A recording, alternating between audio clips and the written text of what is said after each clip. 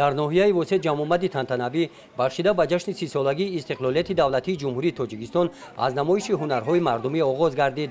маҳсули ҳунарҳои дастии ҳунармандони ноҳия, маҳсулотҳои ҳунармандӣ, гулдӯзию чакандӯзӣ ва либосҳои дигари миллӣ, таому хӯришҳои миллӣ ки бисёре аз инҳо дар даврони соҳиби истиқлолии кишвар аз нав эҳё гардиданд, аз ҷониби ҷамоатҳои деҳот ба намоиш гузошта шуданд.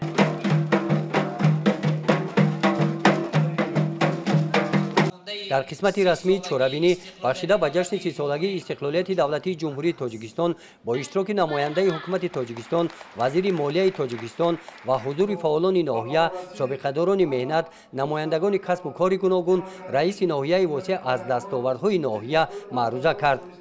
сипас намояндаи ҳукумати ҷумҳурии Тоҷикистон, вазири молияи Тоҷикистон аз номи пешвои миллат, президенти ҷумҳурии Тоҷикистон муҳтарам Эмомалӣ Раҳмон сокинони ноҳияи восеъро бахшида ба ҷашни бузурги миллат 30-солагии истиқлолияти давлатии ҷумҳурии Тоҷикистон табрик намуданд. намояндаи ҳукумати мамлакат қайд намуданд ки 30 сол назди таърих ин давраи на чандон калон аст. дар ин муддат халқи тоҷик бо сарварии фарзанди фарзонаи миллат, пешвои миллат, президенти ҷумҳурии Тоҷикистон муҳтарам Эмомалӣ Раҳмон давлати навини соҳиби истиқлоли Тоҷикистонро бунёд намуданд. сипас дар муҳити идона аз номи мақомоти иҷроияи ҳокимияти давлатии вилоят ва мақомоти иҷроияи ҳокимияти давлатии ноҳияи восеъ ба фаъолони ноҳия сипоснома ва ифтихорномаҳо тақдим карда шуданд.